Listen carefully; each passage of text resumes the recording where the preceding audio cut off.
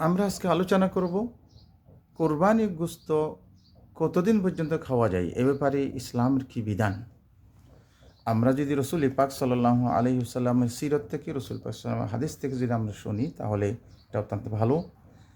কি বলতেছেন যে হযরত আবু দাউদ রাহমাতুল্লাহ আলাইহি এই হাদিসটা রিওয়ায়াত করেছেন।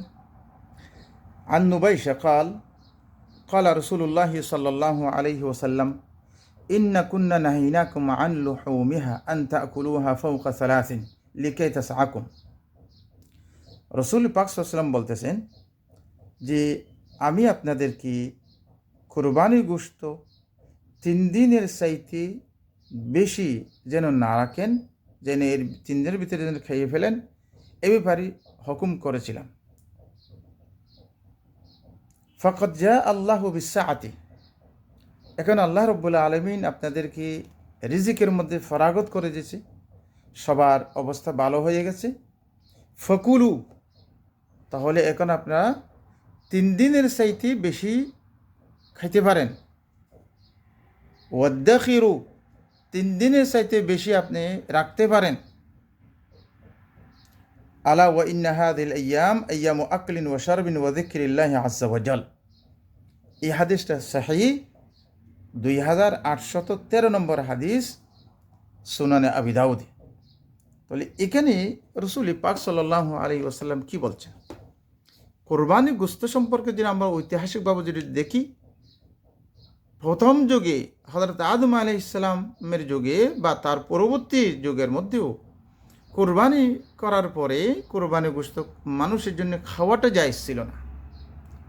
আসমান থেকে একটা আগুন আসতো, সেই আগুন খেয়ে ফেলত। কিন্তু রাসূল পাক সাল্লাল্লাহু আলাইহি ওয়াসাল্লামের যুগে এসে কুরবানি গোশত খাওয়ার কি দিয়েছে হুকুম, অনুমতি দিয়েছেন। এই অনুমতিটা কয়েকবার একটা নাসিখার মনসুখ রহিত হয়ে গেছে এমন কোনো কি আছে ব্যাপারও আছে। প্রথমে যখন কোরবানি হুকুম যখন নাজেল হয়েছে তখন প্রথম মানুষের ভিতরে তত বেশি এই অবস্থা ভালো ছিল না।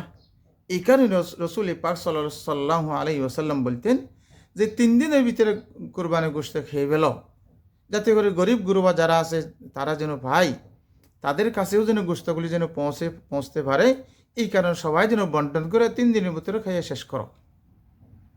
কিন্তু যখন আস্তে আস্তে ক্রমান্বয়ে যখন সমাজ ব্যবস্থা যখন ভালো হয়ে গেছে, মানুষের ভিতরে যখন আর্থিক অবস্থা ভালো হয়ে গেছে, রাসূল পাক সাল্লাল্লাহু আলাইহি ওয়াসাল্লাম বলেন তাহলে এখন আপনারা 3 দিনের চাইতে বেশি খাইতেও পারেন, 3 দিনের চাইতে বেশি আপনারা জমা করে রাখতেও পারেন। কেন?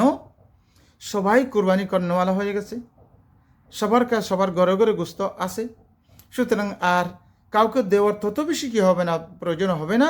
সুতরাং নিজে খাইতে পারেন, রাখতেও পারেন, যতদিন মনে চায় ততদিন আপনি রাখতে পারেন।